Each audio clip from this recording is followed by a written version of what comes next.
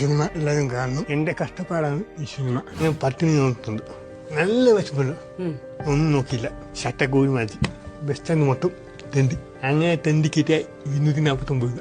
ഞാൻ ഫുഡും കഴിച്ചു എത്തിച്ചത്.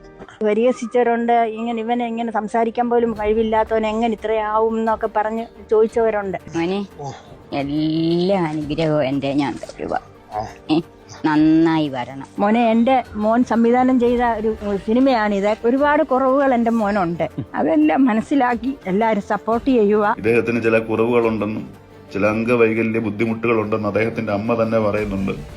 പക്ഷേ നമ്മളെക്കാൾ കഴിവുള്ള മനുഷ്യനാണ്. അദ്ദേഹത്തിന്റെ ബുദ്ധിമുട്ടുകളിലൂടെ അദ്ദേഹം കടന്നു വന്ന കാര്യം നമ്മൾ കേട്ടു. അപ്പം ഒരു സിനിമ സംവിധാനമാണ് അദ്ദേഹം ചെയ്തത്. അപ്പം എല്ലാ കഴിവും ഉണ്ടായിട്ടും ഇവിടെ ആരും ഒന്നിനും വേണ്ടി പ്രയത്നിക്കാത്ത ഈ ഒരു കാലഘട്ടത്തിൽ നമ്മൾ ബഹുമാനിക്കേണ്ട മനുഷ്യൻ തന്നെയാണ്. അദ്ദേഹത്തിന്റെ സിനിമയുടെ പേര് കളം.